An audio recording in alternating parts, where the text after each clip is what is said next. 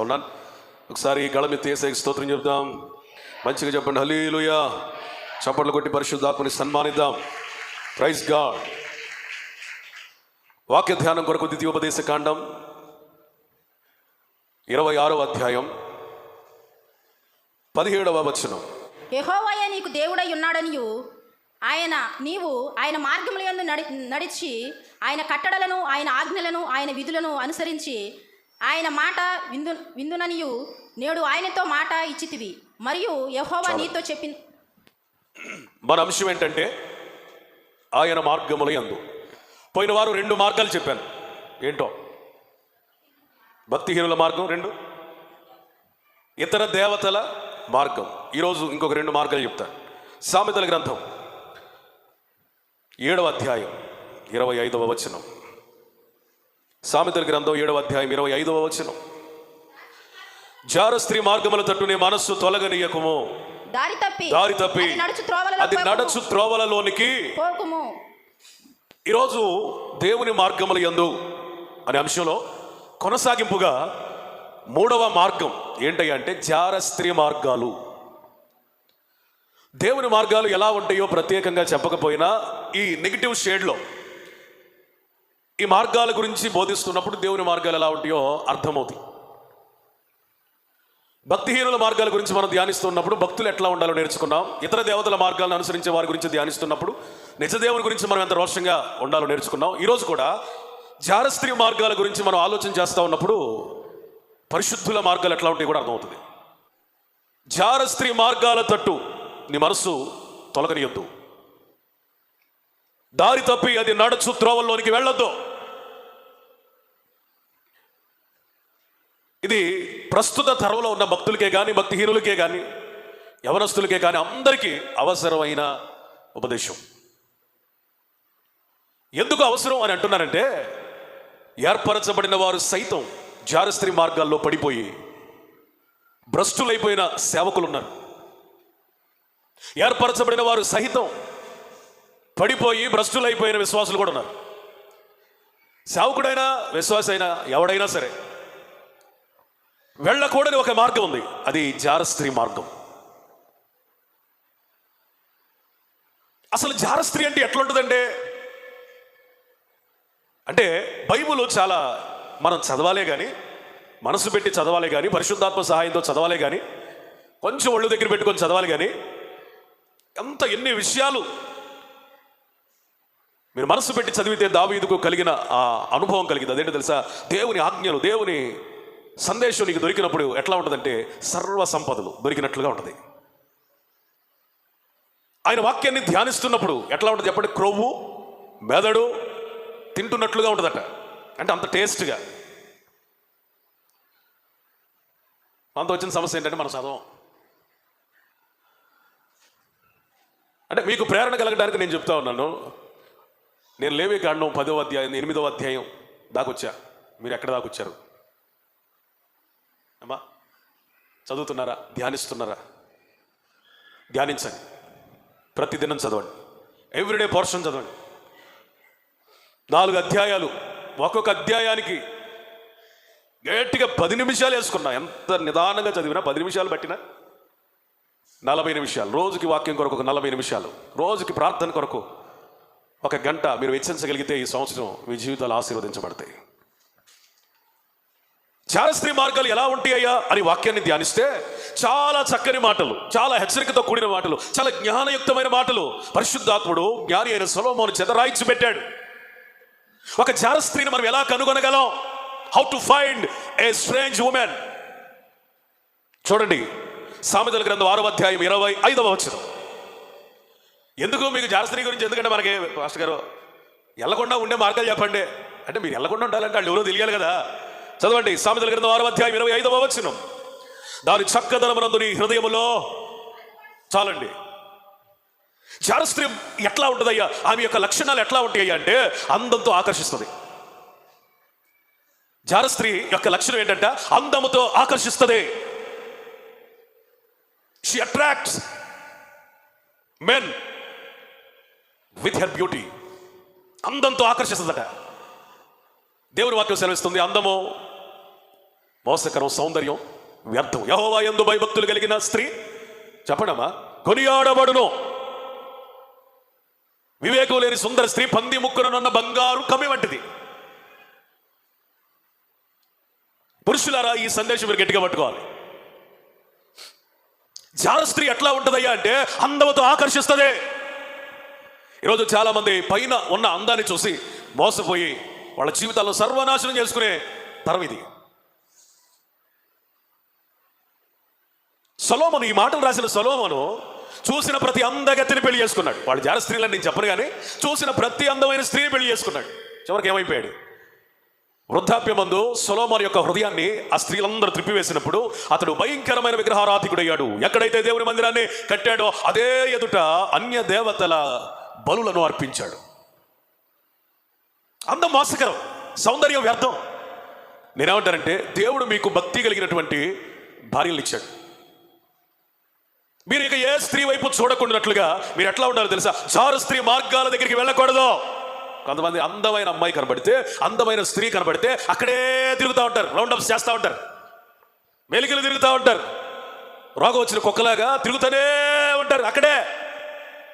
దేవుని వాక్యం సెలవిస్తూ ఉంది, రే పిచ్చోడా, జార స్త్రీ మార్గం అది, ఆమె అందంతో నిన్ను ఆకర్షిస్తుంది. దేవుని వాక్యం సెలవిస్తుంది, వేశ్యట లోతైన గొయ్యట యెహోవా శాపము నొందిన వాడే, చెప్పాలి చెప్పరండి, వాక్యం చదవరా, అందులో పడతాడు. యెహోవా శాపం నొందిన వాడే. నువ్వు జార స్త్రీ మార్గాల తట్టు ఆకర్షించబడుతున్నావంటే నువ్వు దీవించబడిన వాడివా, శపించబడిన వాడివా?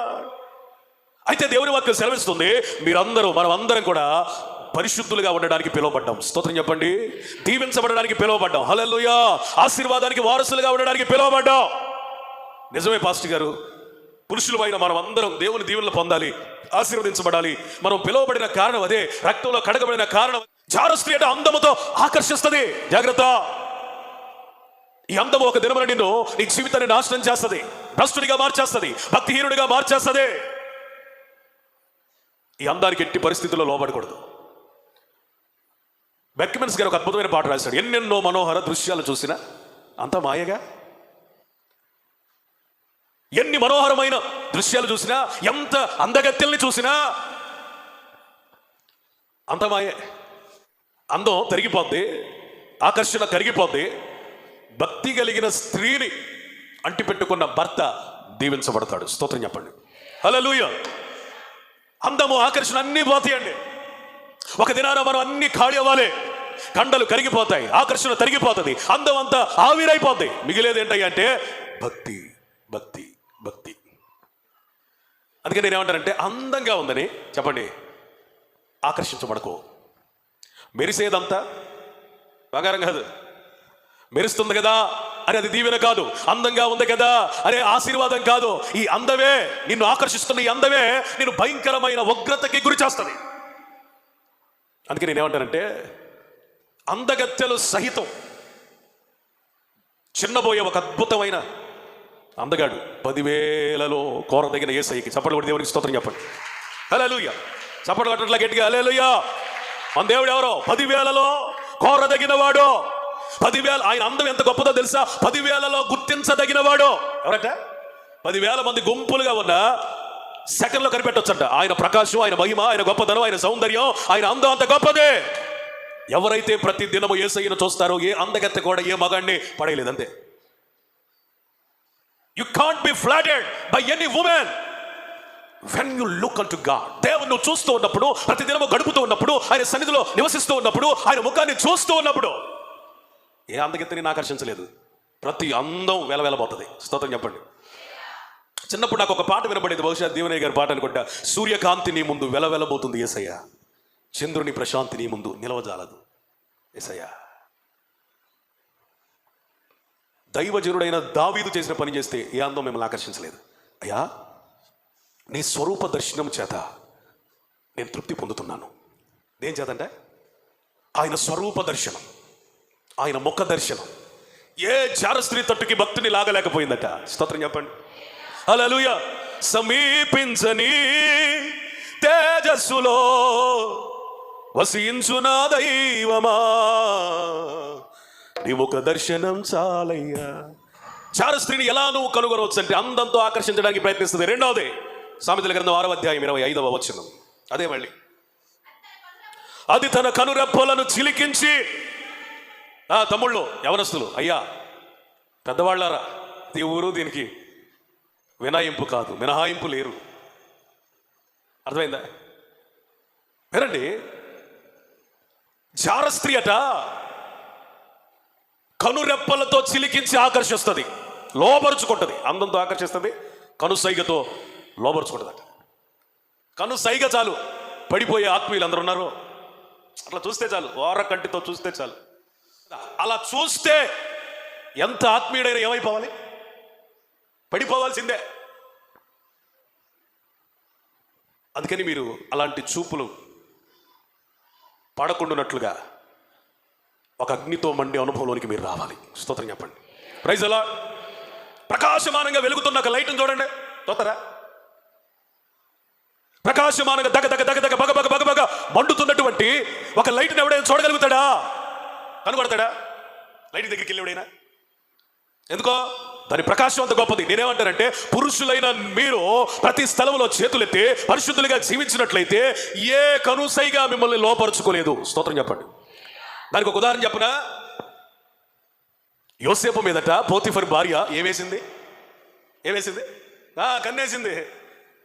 ఆది కాండంలోనే ఉంది. అది కన్ను సైగతో ఫస్ట్లో మాటలు కలపలేదట, చూస్తుందట. అంటే చూస్తుందంటే ఏంటి అర్థం? ఆ చూపు వేరుగా ఉంటుంది. ఎన్నో చూపులు ఉన్నాయి, విషపు చూపులు ఉన్నాయి, దైగల చూపులు ఉన్నాయి. ఇదే చూపు తెలుసా? వేశ్య చూపు.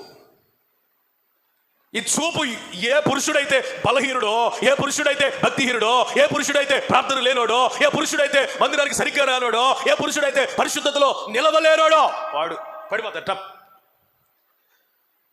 అందుకే నేనేమంటానంటే, ఇలాంటి చూపులు ఎన్నైనా చూసుకో, నేను పడేదే లేదు అని యోసేపు దేవుని పరిశుద్ధతతో మండాడు. స్తోత్రం చెప్పండి. Praise the Lord. యోసేపు వలె నువ్వు పరిశుద్ధతతో మండగలిగినట్లయితే, దేవుని సన్నిధిలో నిలవగలిగినట్లయితే, దేవుని సన్నిధి అనుభవించగలిగినట్లయితే, దేవుని భయము కలిగి జీవించినట్లయితే ఏ స్త్రీ కనుసైగా నిన్ను లోపరుచుకోలేదంతే. ఇప్పుడు మనకే ఉండాలి? అంత నిగ్రహ శక్తి, అంత స్థిరమైన విశ్వాసం ఉండాలంటే నిత్యము పరిశుద్ధాత్మతో మండి యోసేపు వలె నడిపించబడుదుమోగాక. స్తోత్రం. జార స్త్రీ ఎట్లా ఉంటుంది? అందంతో ఆకర్షిస్తుంది. చెప్పండి. చూపులతో లోపరుచుకోవడానికి ప్రయత్నం చేస్తుంది. 3వ చదవండి. మాటతో మాయ చేస్తుంది. చదువుతారా? సామెతల గ్రంథం 5:3. జార స్త్రీ పెదవుల నుండి తేనె కారు. చాలండి. జార స్త్రీ ఎట్లా ఉంటుందయ్యా అంటే, మాట్లాడితే తేనె కారిపోయిందంట. ఈ మాట ఎప్పుడైనా అన్నారా? Honey trap. ఏ trap? Honey trap. Honey trap అంటే ఏం లేదు. ఈ హనీ ట్రాప్తో పెద్ద పెద్దోళ్ళనే వశపరుచుకుంటారు. ఏం లేదు. అన్నోన్ నెంబర్ నుంచి ఫోన్ చేసి చాలా స్వీట్గా మాట్లాడి పెద్ద పెద్ద ఎమ్మెల్యేలకి, ఎంపీలకి వీడియో కాల్స్ చేసి, న్యూడ్ కాల్స్ చేసి, వాళ్ళని రికార్డ్ చేసి, వాళ్ళ పరువులు తీసి, వాళ్ళ ఆస్తిని దోచుకుని పదవులు పొంది ఎంతో మంది లాభాన్ని గడించిన వాళ్ళు ఉన్నారు. హనీ ట్రాప్ అంటే తేనెలాగా తీయగా మాట్లాడి లోపరుచుకోవటం. వింటున్నారా? తేనెలాగా మాట్లాడతారట, తీయగా మాట్లాడతారట. పురుషులారా, మీకు తెలియని స్త్రీలతో మీరు ఫోన్లలో మాట్లాడుతున్నారా? చాలా తీయగా ఉంది వాయిస్ అని. మీరు ఇక్కడ ఉన్నారని నా ఉద్దేశం కాదు, కానీ మొత్తానికి మరి వాక్యం వచ్చింది కదా, మరి మీకే చెప్పాలి కదా. నేనేమంటానంటే, మీ భార్యలతో ప్రేమగా పలకరించడం నేర్చుకోండి. ఒకడు అంటాడు, భార్యతో కస్సుబుస్సులాడతాడు, చిర్రుబుర్రులాడతాడు. ఏ అంటాడు. ఫోన్ చేసినారు, చెప్పు ఏంటి అంటాడు. అది చాలా స్త్రీ చేసిందనుకో, ఇక ఆడు బండి మీద వెళ్తా కూడా ఏమంటాడు, ఆ గూను వచ్చిన వాళ్ళు లాగా ఎట్టు పెట్టేసుకొని, చెప్పు ఏంటి సంగతులు, ఎంకరా అని వాడు మాట్లాడుతూ ఉంటాడు. బండి మీద ఉన్నట్లు ఉన్నావు కదా, నేను తర్వాత చేస్తానులే అంటే, పర్వాలేదు నీకంటే ఎవరు ఎక్కువ నాకు. అది బండి ఇడికి యాక్సిడెంట్ అన్న అవ్వాలి, ఛార్జింగ్ అన్న అవ్వాలి, బ్యాలెన్స్ అన్నా అయిపోవాలి, పెట్రోల్ అన్న అయిపోవాలి, ఏదో ఒకటి జరిగితే కానీ మాటలాగం. తేనెలాగా తీగా ఉంటాయని అన్య స్త్రీల జోలికి మీరు వెళ్ళొద్దు. యేసయ్య మాటలు మధురమైన మాటలు. స్తోత్రం. నువ్వు వాక్యాన్ని వినగలిగినట్లయితే, పురుషులారా మీరు వాక్యం వినడం మీరు నేర్చుకుంటే, ఆయన వాక్యాన్ని విని మీరు సంతోషించగలిగే ఆ ఆత్మీయ స్థితిలోకి వస్తే, తేనె వంటి మాటలు మిమ్మల్ని ఏమీ చేయలేవు. ఇది డూప్లికేట్ తేనె, ఒరిజినల్ తేనె చెప్పనా? ఆయన పేరు జుంట తేనె ధారల కన్నా మధురమైనది. చప్పట్లు కూడా దేవునికి స్తోత్రం చెప్పండి. హల్లెలూయా. పరమ నుండి పోయబడిన పరిమళ తైలం. ఆయన వాక్యము తేనె వంటిది. ఇంకెట్లుంటాయండి మాటలో? చదవమ్మా. 5:3. దాని నోటి మాటలు నూనె కంటే స్మూత్గా, చాలా సాఫ్ట్ అనమాట, చాలా మృదువుగా మాట్లాడింది, తీయగా మాట్లాడింది. చెప్పండి, మృదువుగా మాట్లాడింది. 7వ అధ్యాయం 21. ఇంకెలా ఉంటాయి ఆ మాటలు? అది తన అధికమైన మాటల చేత, లాలన మాటల చేత ఏం చేస్తుందట? లోపరుచుకొనెను. తర్వాత తాను పలికిన ఇచ్చెక్కపు మాటల చేత చాలండి. జారస్త్రీ మాటలు ఎట్లా ఉంటాయి అంట? తేనె వలె తీయగా ఉంటే, నూనె వలె నురుపుగా ఉంటే. 3వది లాలన మాటలట. ఎవడైనా పడిపోవాల్సిందే. ఇచ్చెకప్పు మాటలట, ఉన్నయి లేని మాత్రం కలిపి ఇచ్చెకప్పు మాటలు. యోసేపుని కన్ను వేస్తే యోసేపు పడిపోలేదు. అందుకని దినదినము ఏం చేసిందంట? ఆమె మాట్లాడుతూ వస్తుందట, దినదినం మాట్లాడుతుందట. అంటే జారస్త్రీ మొదట అందాన్ని చూపిస్తుంది, రెండోది చూపులు ప్రయోగిస్తుంది, మూడవది మాటలు కలిపింది. ఈ 3 విషయాల్లో ప్రతి ఒక్కరు జాగ్రత్తగా ఉందరుగాక. స్తోత్రం చెప్పండి. 4వ లక్షణం చెప్తా. జారస్త్రీ ఎట్లా ఉంటుంది? సామెతలు 5:6. విచారించదు, దానికి తెలియకుండానే. చాలండి. జారస్త్రీ ఎలా ఉంటుందంటే అధికమైన స్వేచ్ఛ కలిగి జీవిస్తుంది. విన్నారా? ఫ్రీడమ్ ఎక్కువ, స్వేచ్ఛ ఎక్కువ, నియమ నిబంధనలు ఉండవు, ఆపేవాడు ఎవడన్నాడు, హద్దు అదుపులు ఉండవు. దానికి తెలియకుండానేనట దాని పాదాలట ఇటు అటు ఇటు అటు ఇటు అటు తిరుగుతా ఉంటాయట. ఒకసారి సంతలో ఉంటారట, అంటే మార్కెట్లో, ఒకసారి సంధి గొంతుల్లో ఉంటారట, ఒకసారి వీధి మూలల్లో ఉంటారట, ఎక్కడ పడితే అక్కడ ఉంటారంట. మార్కెట్ వాళ్ళదే, వీధులన్నీ వాళ్ళే, తిరుగుతూనే ఉంటారంట. ఎందుకో తెలుసా? ఎవడికి ఎరవేద్దామని. ఎవరైతే అధికమైన స్వేచ్ఛ కలిగి వాళ్ళ జీవితాల్లో కట్టడి లేకుండా, నిబంధన లేకుండా ఇష్టానుసారంగా తిరుగుతారో వాళ్ళ గురించి బైబిల్, నేను కాదు చెప్పేది, బైబిల్ సెలవిస్తున్న మాట ఏంటంటే వాళ్ళు ఖచ్చితంగా జారస్త్రీలు.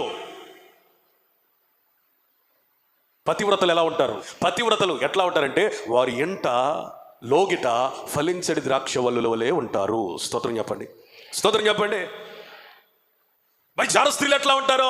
ఎక్కడికి పడితే అక్కడ స్వేచ్ఛగా తిరుగుతూనే ఉంటారట. ఆ మాటలు మీకు ఇంకా ఎక్కడ దొరుకుతాయి అంటే సామెతల గ్రంథం 7, 11, 12లో చూస్తే అది బొబ్బలు పెట్టున్నది. బొబ్బలు పెట్టడం ఏంటంటే అరవటం. అరుస్తూ ఉంటారట, స్వేచ్ఛగా తిరుగుతారట, పాదాలు ఇంట నిలవట, సంత వీధుల్లో ఉంటారట, ప్రతి సందు దగ్గర పొంచి ఉంటుందట. ఇప్పుడు మీకు అర్థమైంది జారస్త్రీ ఎవరో? చెప్పండి. అందంగా ఉండి ఆకర్షిస్తుంది. రెండోది చూపుతో లోపరుచుకోవడానికి ప్రయత్నం చేస్తుంది. మూడవది మాటలతో మాయ చేస్తుంది. నాలుగవది విపరీతమైన స్వేచ్ఛ కలిగి నీతి నియమాలు లేకుండా బ్రతుకుతుంది. 5వది సామెతల గ్రంథం 7:13. అది వారిని పట్టుకొని ముద్దు పెట్టుకొనెను. చాలండి. జారస్త్రీ ఎలా ఉంటుందంటే, వినాలి, చాలా జాగ్రత్తగా వినాలి. జారస్త్రీ ఎలా ఉంటుంది అంటే పరాయి పురుషుని బలవంతం చేస్తుంది. ఒక ఆర్డర్లో వచ్చింది చూడండి. మొదట అందంతో ఆకర్షిస్తుంది. చెప్పండి. 2 కనుసైగలతో లోపరుచుకోవడానికి ప్రయత్నం చేస్తుంది. 3 మాటలతో మాయ చేస్తుంది. 4 స్వేచ్ఛగా అటు ఇటు తిరుగుతుంది. 5 చెప్పండి ఆమె బలవంతము చేస్తుందట. బలవంతం. బైబిల్లో ఈ మాటలు చదివినప్పుడు అంతగా అర్థం కాలేదు, కానీ నేటి తరంలో జరుగుతున్న పరిణామాలు, వార్తలు వింటున్నప్పుడు బాగా అర్థమవుతుంది. పురుషులు రేప్ చేయటం అది ఎప్పటి నుంచో మనం వింటున్న న్యూస్. కానీ ఈ మధ్య కొత్తగా వచ్చిన న్యూస్లు ఏంటి తెలుసా? అబ్బాయిలే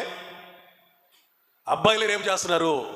నెలల క్రితం ఒక వీడియో చూశాను. అదేంటంటే ఒక అబ్బాయి కోసం 2 కాలేజీ అమ్మాయిలు జుట్లు పట్టుకొని తన్నుకున్నారు. ఎంత సిగ్గుచేటు! ఒక అబ్బాయి కోసం 2 ఆడపిల్లలు స్కూల్ ముందు, కాలేజీ ముందు జుట్లు పట్టుకొని తన్నుకున్నారండి.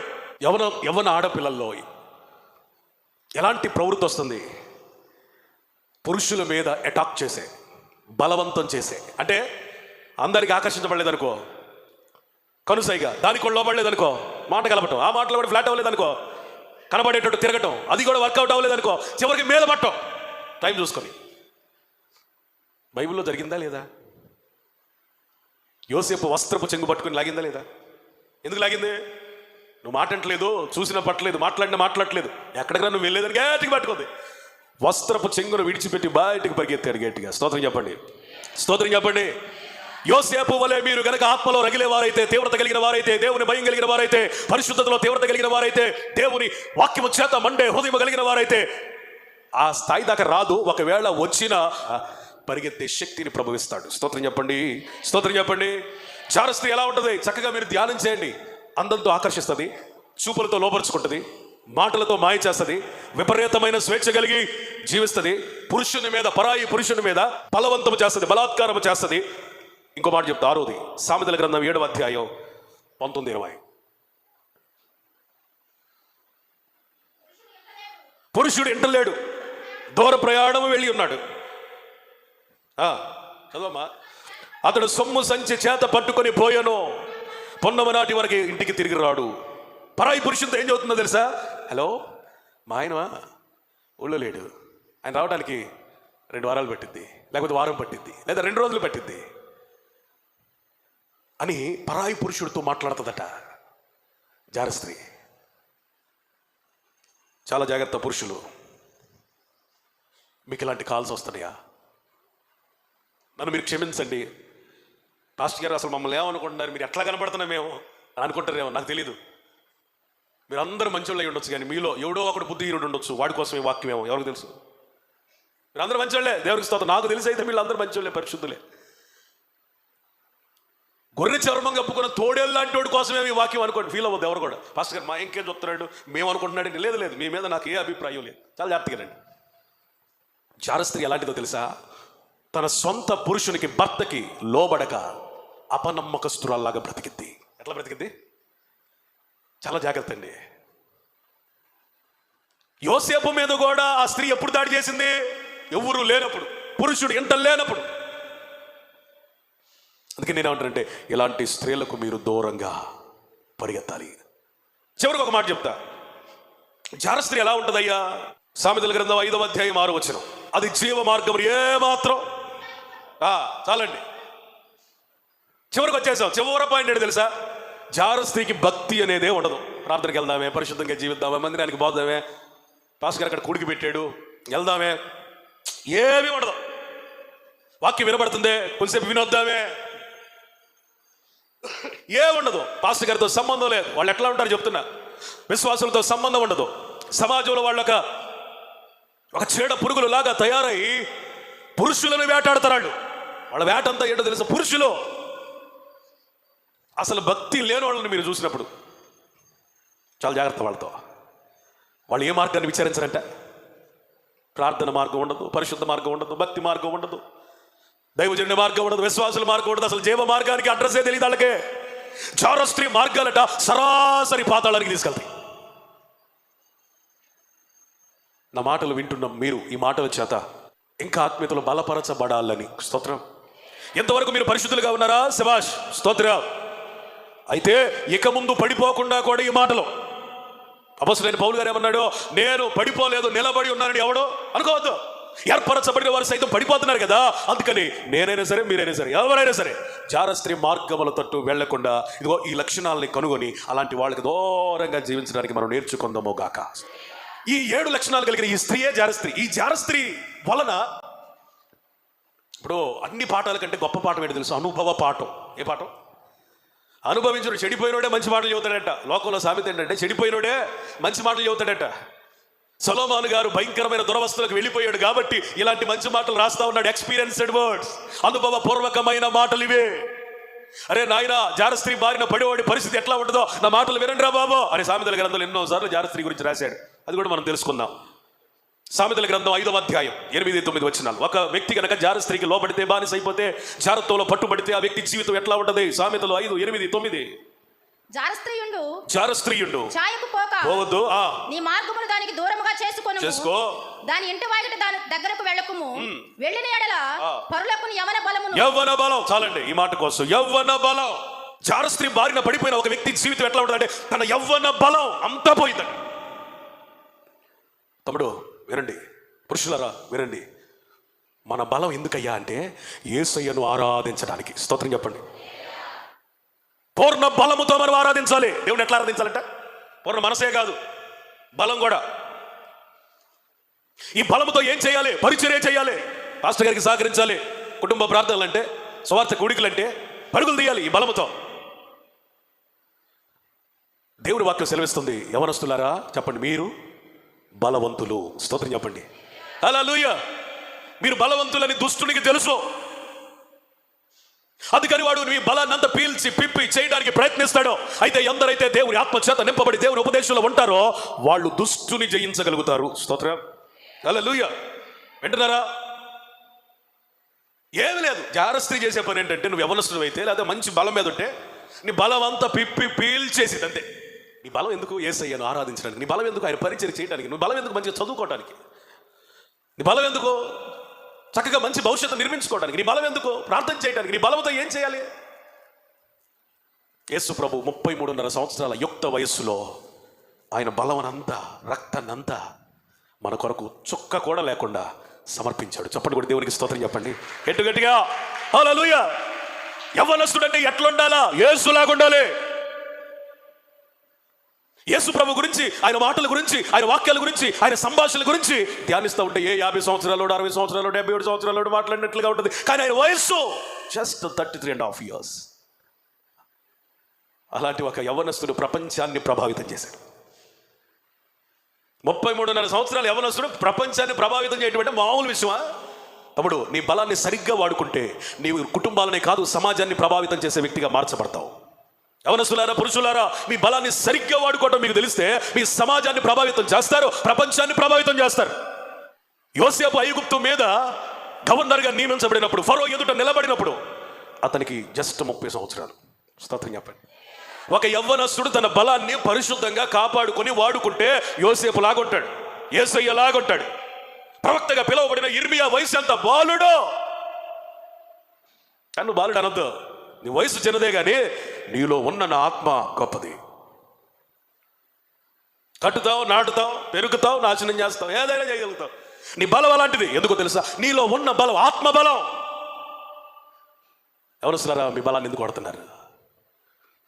నడిప్రాయంలో ఉన్నటువంటి అయ్యలారా, మీ బలాన్ని ఎవరికి ఇస్తున్నారు? మీ బలాన్ని యేసయ్యకి ఇవ్వండి, దీవించబడతారు. స్తోత్రం. Praise the Lord. రెండోది అదే సామెతల గ్రంథం 5వ అధ్యాయం 8-9 వచనాలు. 9 చదవమ్మా.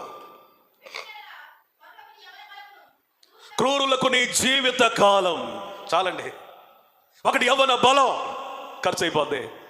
2 నీ విలువైన సమయం వ్యర్థమైపోద్ది. జారస్త్రీ ఏం చేసిందట? సమయాన్ని అంతా దొంగిలించిందట. సమయం ఖర్చు అవుతుందంటే అర్థం ఏంటి తెలుసా? నీ ఆయుష్ ఖర్చు అవుతుందని అర్థం. ఏమవుతుంది? ఆయుష్. ఏదైనా ప్రపంచంలో చూడండి, అది సమయ పరిమితికి లోపడాల్సిందే. దేనికి లోపడాలి?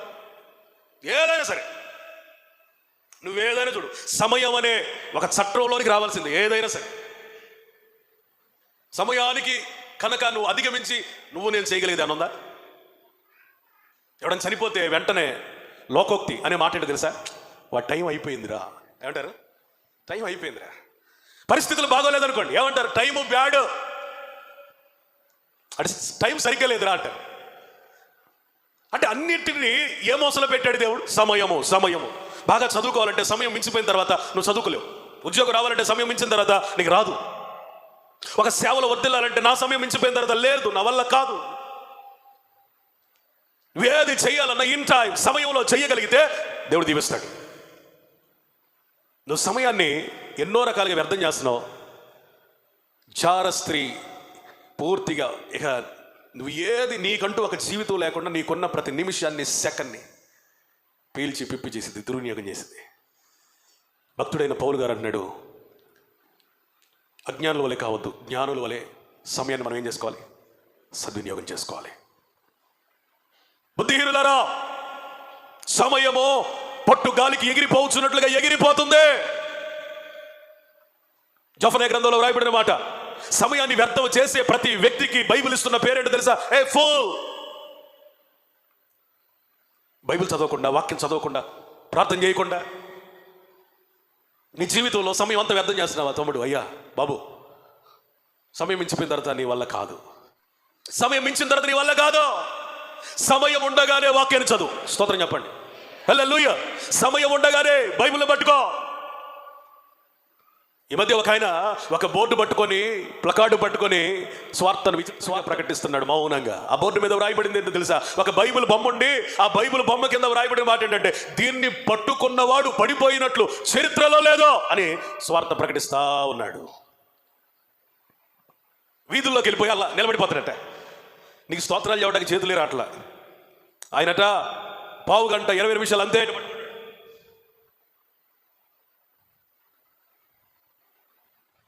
నొప్పులు వస్తే కొంచెం రెస్ట్ తీసుకుంటాడు. మళ్ళీ ఒక పావు గంట పట్టుకుని అట్లా నడుచుకుంటా వెళ్ళిపోతున్నాడు రోడ్ల మీద.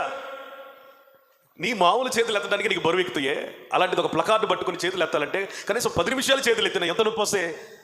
కానీ ఆయన ఏమన్నాడు తెలుసా?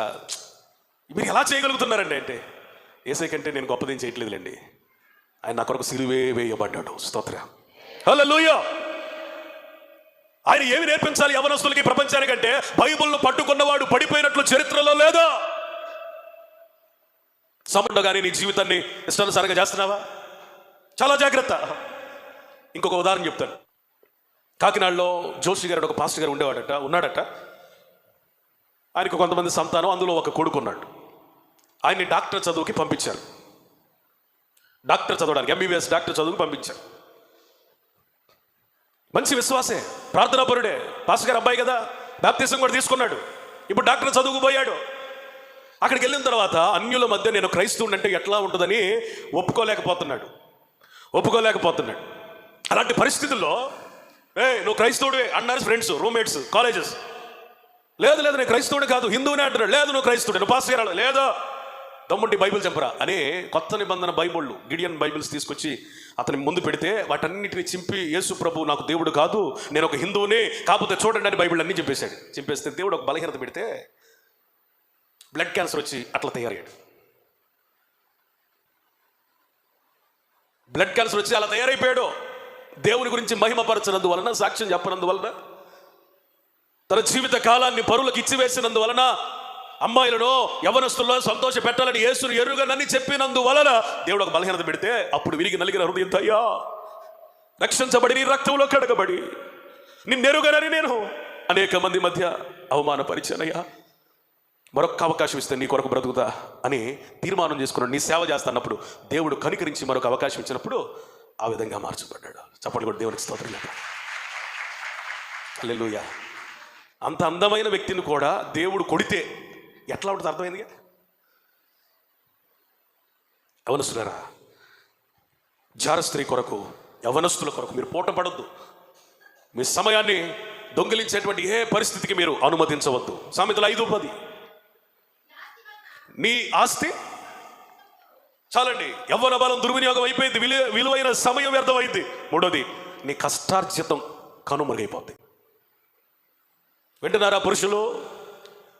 వ్యభిచారానికి లోబడి, అన్య స్త్రీకి లోబడి, జార స్త్రీకి లోబడి ఎకరాలు పోగొట్టుకున్నాను ఉన్నాడు సమాజంలో. నాకంటే మీకు ఎక్కువ తెలుసు, లోకంలో మీరు కొంచెం ఆ మాట మంత ఉంటుంది కాబట్టి మీకు తెలుస్తుంది అళ్ళ విషయాలు. కేవలం జార స్త్రీ కొరకు ఎకరాలు పోగొట్టుకున్న భూస్వాములు, ఆసాములు ఉన్నారండి. జార స్త్రీ కొరకు భార్య బిడ్డల్ని పోగొట్టుకున్న వాళ్ళు ఉన్నారు. జార స్త్రీ కొరకు అందరినీ వదిలిపెట్టి చివరికి దిక్కులేని సౌదర్శనులు ఉన్నారు. జార స్త్రీ నీ ఆస్తిని ఆశిస్తుంది. నీ బలం, సమయం, ఆస్తి పోద్ది. గృహమును, విత్తమును పితరులు ఇచ్చే స్వాస్థ్యం ఏంటిదండి? తల్లిదండ్రులు మనకిచ్చే స్వాస్థ్యం ఏంటి చెప్పండి? ఇల్లు, ఆస్తి. ఇది నువ్వు దుర్వినియోగం చేసే వ్యక్తిగా ఉండకూడదు. తలాంతుల్లో 5 తలాంతులు కలిగిన వ్యక్తి చేసినట్టుగా, 2 తలాంతులు కలిగిన వ్యక్తి చేసినట్లుగా నీ గృహాన్ని, నీ ఆస్తిని వృద్ధి చేసి నీ తరమైన నీ పిల్లలకు అప్పగించే తండ్రిగా, మంచి తండ్రిగా ఉండాలి. స్తోత్రం, హల్లెలూయా. రేపు నువ్వు వెళ్ళిపోయిన తర్వాత నువ్వు అనుకుంటావు, నా కొడుకులే కదా, వాళ్ళే సంపాదించుకుంటారు. రేపు మామూలు తిట్టరు నిన్ను. ఆ ముసలోడు చేసిన పని రా ఇదే, దాన్ని తగులుకొని మాత్రం అదిగో ఆ పొలం మాదే అని లెక్కలేసుకుంటా ఉంటాడు. ఆస్తి పోయింది. మూడవది, 4వది, సామెతలు 6:26. సామెతలు 6:26. వేశ్య సాంగత్యము చేయువానికి దరిద్రం. బలం పోయింది, సమయం పోయింది, చెప్పండి, కష్టార్జితం పోయింది, దరిద్రం వచ్చింది. వేశ్య సాంగత్యం చేసేవాడికి ఏం మిగిలిద్దంట? రొట్టె మొక్కతో ఆకలి మాకు తీరిద్దండి అన్నవాళ్ళు చేతులు ఎత్తండి. రొట్టె మొక్కతో తిరిగిద్దా అంటే కడుపు నిండా అన్నం తినే భాగ్యం కూడా ఉండదు. వేశ్యలకు కనుక ఒక పురుషుడు లోబడితే ఎంత దరిద్రంలోనికి దేవుడు నెట్టేస్తాడంటే తినటానికి తిండి కూడా ఉండదు. ఆ రొట్టె ముక్క తిందామన్నా దొరకదు. దరిద్రం. సామెతలు 5:11.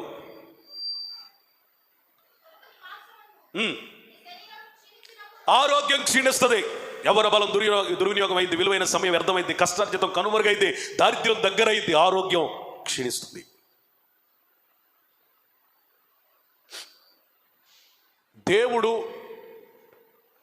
దేవుని సేవ, దేవుని పరిచర్య, ఆత్మీయ జీవితం ఇలాంటి వాటి కొరకు మన ఆరోగ్యం పోయినా పర్వాలేదు, కానీ వేశ్యల కొరకు, జార స్త్రీల కొరకు ఆరోగ్యాన్ని పాడు చేసుకుంటే వెళ్ళేది నరకానికి. ఆరోగ్యం మొత్తం పోయిందట. శరీరంలో రక్తము పాయిజన్ అయిపోయింది. కండలన్నీ కూడా రోగాలతో, అడుగు రోగాలతో నింపబడుతుంది. వేశ్య అంటే ఎవరో తెలుసా? ఒక పురుషుడు కాదు, ఎంతో మంది పురుషులు. అంతమంది పురుషులతో తిరిగి సహసేవనం చేసి పాపం చేసిన స్త్రీ ఇంకొక పురుషుడితో కలిస్తే ఎయిడ్స్ రావచ్చు, ఇంకేమి రావచ్చు. అప్పుడంటే ఎయిడ్స్, ఇప్పుడు ఇంకేదో తెలియని రోగాలు కూడా రకరకాలు వచ్చేస్తున్నాయి. శరీరం అంతా క్షీణించిపోతుంది. ఇంకొక మాట, సామెతల గ్రంథం 5వ అధ్యాయం 12, 13, 14. అయ్యో ఉపదేశము నేనెట్లా మైకమ్మా గద్దింపు నెట్లు తృణీకరించితిని. నా బోధకుల మాట నేను వినకపోతిని. నా ఉపదేశకులు నేను చెవియొగ్గలేదు. నేను సమాజ సంఘముల మధ్య నుండి ప్రతి విధమైన దౌష్ట్యమునకు లోబడుటకు కొంచెమే ఎడమాయను అని నీవు చెప్పుకొనొచ్చు మూలుగుచూనుందువు. దేవునికి స్తోత్రం చెప్పండి. వినండి, చివరిగా ఏం జరిగిందో తెలుసా? ఆత్మీయత ఆవిరైపోయింది. ఒక జార స్త్రీకి లోబడి తన జీవితం అంతా నాశనం చేసుకున్న ఒక వ్యక్తి చివరి దినాలలో వినబడే ఆర్తత్వం ఏంటో తెలుసా? అయ్యో, మందిరానికి వెళుతూ మానేశానే, ఉపదేశానికి దూరం అయ్యానే, సేవకునికి దూరం అయ్యానే, పరిశుద్ధంగా జీవించలేకపోయానే, సంఘానికి దగ్గరున్నా, సమాజంలో విశ్వాసాల మధ్య బ్రతుకుతున్నా, నా పరిస్థితి ఇట్లా ఏంటయ్యింది అని అయ్యో అని దుఃఖిస్తారట. మనం వేయాల్సిన కేక అది కాదు. అయ్యో, ఈ మరణకరమైన శరీరం నుండి నన్నెవడు తప్పించగలడని పౌలులాగా ఆత్మీయ జీవితంలో పోరాడాలి. స్తోత్రం చెప్పండి. హల్లెలూయా. చివరికి ఒక మాట చెబుతా. జార స్త్రీకి లోబడినోడి పరిస్థితి అంత్యదశ ఏంటయ్యా అంటే సామెతలు 7:27. చివరికి వెళ్ళేది పాతాళం. ఆ మార్గము మరణశాలకు దిగి మరణశాల. చాలండి, ఎన్నరా జార స్త్రీ ఎలా ఉంటుందో చెప్పాను. జార స్త్రీకి లోబడిన ఒక వ్యక్తి జీవితం, దాని పర్యావసనాలు కూడా చెప్పాను. చివరి పర్యావసనం ఏంటి తెలుసా? నరకం. అక్కడ అగ్ని ఆరదు, పురుగు చావదు. పరిశుద్ధులుగా యేసు రక్తం చేత కడగబడి కూడా దైవోపదేశము విని సంఘ సహవాసానికి మొత్తానికి పరిచయం ఉండి రేపు నరకానికి వెళితే కొంతమంది పరిస్థితి ఏంటంటే వాళ్ళకి యేసయ్య తెలుసు, పాస్టర్ తెలుసు, ఉపదేశం తెలుసు, మందిరం తెలుసు, పరిచయం తెలుసు, అన్నీ తెలుసు. ఏందిరా నీకు తెలియదంటే పరిశుద్ధంగా జీవించడం తెలియదు. ఎందుకురా నువ్వు నరకానికి వచ్చావంటే నీకు అన్నీ తెలుసు కానీ ఏం లేదు, హోలీనెస్ లేదు.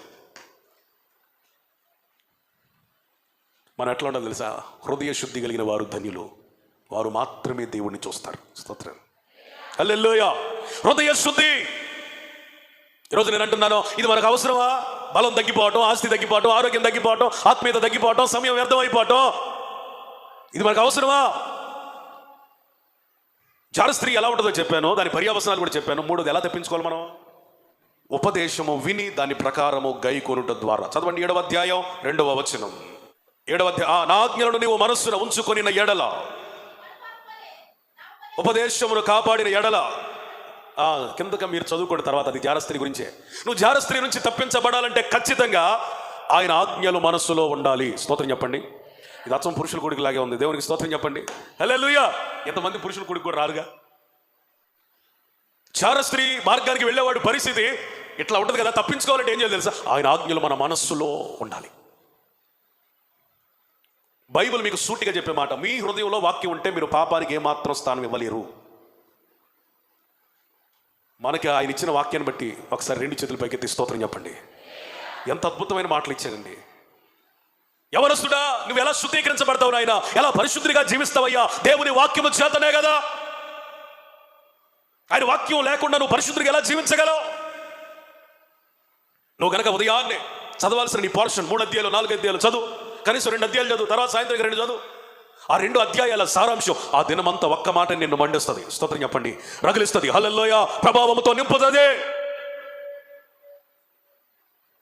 అందుకని వాక్యం ప్రతి దినము చదవటమే కాదు, ధ్యానించి లోతుగా మనసులో పెట్టుకుంటే, ఆ ఉపదేశాన్ని అనుసరించడం ప్రాక్టీస్ చేస్తే ఎవరు ఎంత అందగత్తైనా నిన్ను పడేయలేదు. స్తోత్రం చెప్పండి, స్తోత్రం చెప్పండి. ఎలా ఎలా రెండో మార్గం చెప్తా. నువ్వు జారస్త్రీని తప్పించుకునే మార్గం చెప్పనా. రెండోది ప్రార్థన, ప్రేయర్ లైఫ్. నువ్వు ప్రార్థనా జీవితాన్ని కలిగి ఉంటే నీకు ఈ ఆలోచనలు రావు. ప్రార్థన లేనోడికి ఈ పాడు ఆలోచనలు అన్నీ వస్తాయి. ఆమె చూడు ఎంత బాగుందో, ఆ పిల్ల చూడు ఎంత బాగుందో అని ఈ చెడు ఆలోచనలు వచ్చేవాళ్ళు అందరు బ్యాచ్ ఎవరయ్యి అంటే ప్రార్థన లేక. మన జీవితంలో ప్రార్థన అనేది ఎడతెగక ఉండాలి. ఎంత ప్రార్థనలో మనం మండుతామో పరిశుద్ధతలో ఆటోమేటిక్గా మండుతూనే ఉంటాం. పరిశుద్ధాత్మ సహాయం చెప్పండి. ఏ శోధన నుంచైనా తప్పించుకోవడానికి 3 మందులండి: ప్రార్థన, వాక్యం, పరిశుద్ధాత్మ. నువ్వు ఏ శోధన అన్నా, నువ్వు ఏ రోగం అన్నా రాయనే, డాక్టర్ ప్రిస్క్రిప్షన్ లాగా 3 మందులు: బైబిల్, ప్రేయర్, హోలీ స్పిరిట్. ఈ 3 ఎవరైతే కలిగి ఉంటారో వాళ్ళు శోధనలో పడరు, శోధించబడిన మీదట సువర్ణమై మారతారు. స్తోత్రం చెప్పండి. 1 బైబిల్, 2 ప్రేయర్, 3 హోలీ స్పిరిట్. దానితో ఎడిషనల్గా ఇంకోటి చెప్తా. జారస్త్రీ మార్గాల్లోకి వెళ్ళొద్దని ఫస్ట్లో చెప్పాడే, అదే ఎటు వెళ్ళకూడదు. జారస్త్రీకి కొన్ని సమయాలు ఉంటాయి. సామెతల గ్రంథం 7వ అధ్యాయం 6 చదవమ్మా. 6 నా ఇంటి కిటికీలో నుండి, నా అల్లిక కిటికీలో నుండి నేను పార చూడగా జ్ఞానం లేని వారి మధ్యను, యవ్వనుల మధ్యను బుద్ధి లేని పడుచువాడు ఒకడు నాకు కనపడెను. బుద్ధి లేని పడుచువాడు అంటే ఎవడో చూడండి. చదవమ్మా. సంధ్యవేళ గృంకిన తరువాత చిమ్మ చీకటి గల రాత్రి వేళ వాడు జారస్త్రీ సందు దగ్గరనున్న వీధిలో తిరుగుచుండెను, దాని ఇంటి మార్గమున నడుచుచుండెను. చాలండి. వాడు ఎక్కడ తిరుగుతాడట? జారస్త్రీ ఎక్కడుంటే ఆడే తిరుగుతాడట. తిరగటం ఎందుకు, శోధన తెచ్చుకోవటం ఎందుకు? అందుకని జారస్త్రీ మార్గాలు ఆ సందులోకే మనం వెళ్ళకూడదట. స్తోత్రం చెప్పండి. జారస్త్రీ తిరిగి ఆ సంధ్య వేళ, పొద్దుగుంకే వేళ, చిమ్మ చీకటి వేళ మనం తిరగకూడదంట ఆ ప్రాంతాల్లో. పరిశుద్ధులమైన మనం ఏ సమయంలో ఎక్కడ ఉండాలో అక్కడుంటే మన పరిశుద్ధతని కాపాడుకుంటాము. సింపుల్. దావీదు యుద్ధం చేసే టైంలో ఇంటి దగ్గర చక్కగా నిద్రపోయి సాయంత్రం లేచి మిద్దె మీద అటు ఇటు తిరిగాడు. ఒక ఆమె కనపడింది, పాపం చేసేసాడు. అదే యుద్ధంలో ఉంటే ఈ శోధన తప్పించుకునేవాడిగా. అందుకని నేనేమంటానంటే, పొలాలకు వెళ్ళేవాళ్ళు పొలాలకు వెళ్ళండి, పని చేసేవాళ్ళు పని చేయండి, మేము ప్రార్థన చేసేవాళ్ళైతే మేము ప్రార్థన చేస్తాం, మీరు చదువుకునే వాళ్ళైతే చదువుకోండి. ఎవడు ఏ పని చేయాలంటే నిర్ణీత సమయంలో అది చేయగలిగితే ఇక శోధనకి మనం పడేటువంటి పరిస్థితి, ఆ సమయం కూడా మనకి ఉండదు. స్తోత్రం చెప్పండి. Praise the Lord. ఇంకొక మార్గం చెబుతా. ప్రార్థన, పరిశుద్ధత, ప్రార్థన, వాక్యము, పరిశుద్ధాత్మ సహాయము, వెళ్లకుండా ఉండటం. ఇదే కాదట, ఇదే కాదు. సామెతల గ్రంథం 5:18 నీ ఓట దీవెన నందును, 18 నీ ఓట దీవెన నందును, నీ యవన కాలపు భార్య యందు సంతోషింపుము. చాలండి. ఆ కింద కొన్ని విషయాలు ఉంటే మీరు చదువుకోండి. పురుషుడైన వాడు పరస్త్రీ జోలికి వెళ్లకుండా ఉండాలి అంటే ప్రార్థన, పరిశుద్ధాత్మ సహాయమో, వాక్యమో, ఆ జాడలకు వెళ్లకుండా ఉండడం మాత్రమే కాదు, దేవుడు నీకు అప్పగించినటువంటి స్త్రీ యందు నువ్వేం చేయాలట? సంతోషించాలి. మర్మయుక్తంగా ఒక మాట రాశాడు: ఎవడు కొండలో నీళ్ళు తాగండి, పరిశుద్ధంగా జీవించవచ్చు. స్తోత్రం చెప్పండి. ఎంతకంటే ఎవరు చెప్పలేరు. ఎవరు కొండలో నీళ్ళు వాళ్ళు తాగితే ఆరోగ్యం, మహాభాగ్యం, ఆశీర్వాదం. అర్థమైందా? అదనమాట. ఇన్ని పాటిస్తే మనం పరిశుద్ధులంగా జీవించగలుగుతాం. స్తోత్ర. పాస్ గారు ఎంత ప్రసంగం చెప్పి వాళ్ళ ఇంకే చూసావు, మా ఇంకా చూడలేదు. మాకు ప్రసంగం ఎందుకండి? ఎందుకో చెప్పనా? మీ భర్తలు ఆ జారస్త్రీ జాడకు పోకుండా మీరు ప్రార్థించాలి. మీ యవ్వన బిడ్డలు ఆ జారస్త్రీ మార్గాల్లో వెళ్లకుండా ఈ మాటలన్నీ విన్నారు కదా, మీరేం చేయాలి? ప్రార్థన చేస్తారండి. ఇన్ని మాటలు మీకు ఎందుకు చెప్పారయ్యా? మీ కుమారుల కొరకు, మీ భర్తల కొరకు, మీ యవ్వన బిడ్డల కొరకు మీరు ప్రార్థించాలి. ఈరోజు ఈ లక్షణాలన్నీ ఉన్నటువంటి యవ్వనస్తులు. రెండోది, ఎందుకు స్త్రీలకి బాధ్యత లేదు తెలుసా? ఇలాంటి లక్షణాలు మీరు ఎవరెవరిలో అయితే కనుగొంటారో వాళ్ళ కొరకు ప్రార్థన చేయాలి. ఒకటి మీ పురుషుల కొరకు, మీ పిల్లల కొరకు. రెండోది చెప్పండి, వారి కొరకు. అలాంటి పాపలు ఈ గ్రామంలో ఎవరైనా ఉన్నారేమో, వాళ్ళు నీకు అగిపించినప్పుడు నువ్వు వాళ్ళ కోసం ఏం చేయాలి? ప్రార్థన చేయాలి. మూడో బాధ్యత ఏంటి తెలుసా? కొంచెం ఇది చేదుగా ఉంటుంది, ఇబ్బందిగా ఉంటుంది. మీలో ఎవరికైనా ఈ లక్షణాలు ఉంటే దేవుని సన్నిధిలోకి వెళ్ళి, ఎస్ ప్రభువా, అన్నీ లేవు కానీ కొన్ని ఉన్నాయి, లేకపోతే అన్నీ ఉన్నాయి, నీ రక్తంలో కడగబడిన నేను ఇలా ఎందుకు ఉండాలి? నన్ను మార్చు. ఒకటి ప్రార్థన చేయాలి. ఎవరి కోసం? మీ పురుషుల కొరకు, మీ కుమారుల కొరకు. 2 ప్రార్థన చేయాలి. ఎవరి కోసం? అలాంటి స్త్రీల కోసం. 3 ప్రార్థన చేయాలి. ఎవరి కోసం? ఒకవేళ మీలో ఎవరైనా ఉన్నట్లయితే కొంచెం ఇబ్బందిగా ఉంటుంది మాట వినడానికి. అందుకని మీరేం చేయాలి? ఈ సత్యాల కోసం మీరు విన్నారు ఈరోజు. ఈ వాక్యం మీకు ఎందుకయ్యా అంటే ఈ లక్షణాలు మీలో ఏమైనా ఉన్నాయా సరి చేసుకోండి. 2, మన విశ్వాసులు ఎవరికైనా ఉన్నాయా వాళ్ళకి బుద్ధి చెప్పండి. రే నీ పిలిపేంటిరా, నీ పరిశుద్ధత ఏంటిరా, ఎందుకు పిలవబడ్డావురా, నువ్వు ఇలా ఉండడం ఏంటని బుద్ధి చెప్పండి, గద్దించండి, బోధించండి, వారి కొరకు ప్రార్థించండి. ఇంకా ఇలాంటి పరిస్థితుల్లో ఉన్న వారిని దేవుని మందిరానికి నడిపించండి. ఒక పరిశుద్ధుల సమూహాన్ని చూడాలని దేవుడు కోరుకుంటున్నాడు. స్తోత్రం చెప్పండి. హల్లెలూయా. చాలా మందికి ఫీలింగ్ ఉండొచ్చు, అసలు ఈ ప్రసంగం మనకు అవసరమా అని. ఆత్మవరాలు, ఆత్మఫలాలు ఎన్నో ఉన్న కోరింది సంఘంలోనే ఏముంది చెప్పండి? జారత్వం, వ్యభిచారం. అది ఎంత వ్యభిచారం అంటే అలాంటి వ్యభిచారపు పరిస్థితులట అన్యులలో కూడా ఉండవట. మరి నువ్వెంత మనమెంత? మన సంఘంలో అందరూ పరిశుద్ధులని నువ్వు అనుకుంటున్నావా? లేదు. అనేకులు ఇలాంటి బలహీనతలు గుండా ప్రయాణిస్తూ ఉన్నారు. దేవుని సంఘం ఎట్లా ఉండాలి తెలుసా? ముడతైన, మత్సైన, కళంకం అట్టిది ఏది లేని ఒక సంఘంగా మారాలి. దేవుడు తన రక్తాన్ని, తన ఉపదేశాన్ని ఎందుకు ఇచ్చాడయ్యా అంటే పరిశుద్ధమైన, నిర్దోషమైన, మహిమ కలిగిన సంఘం కొరకు. స్తోత్రం చెప్పండి.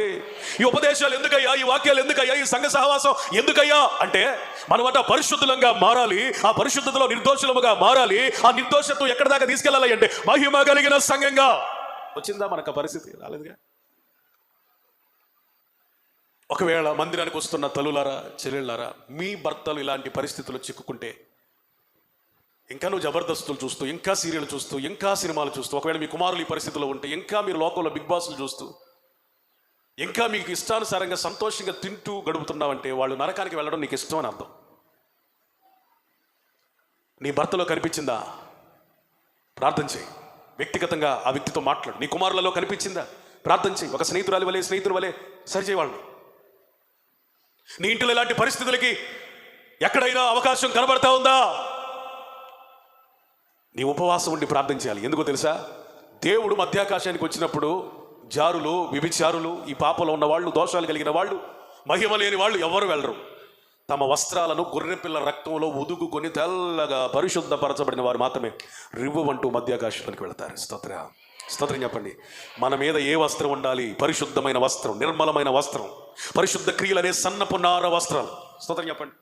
హల్లెలూయా. వ్యభిచార వస్త్రాలు కాదే, వేశ్య వస్త్రాలు కాదే, జారత్వపు వస్త్రాలు కాదే. మన మీద ఉండాల్సింది పరిశుద్ధపు వస్త్రాలు. మీకు ఎప్పుడైనా అంశం గురించి చెప్తా. యేసేపు యొక్క వస్త్రమే యాకోబుని అంతగా దీవిస్తే, యేసయ్య వస్త్రం అనగా పరిశుద్ధ వస్త్రం మన మీద పెడితే ఆ తండ్రి దేవుడు ఇంకెంత దీవిస్తాడు మనల్ని. పురుషులైన, స్త్రీలైన ఎవరైనా మన ప్రార్థన ఏమై ఉండాలంటే, ప్రభువా పరిశుద్ధతని నీ వస్త్రం నా మీద కప్పయ్యా.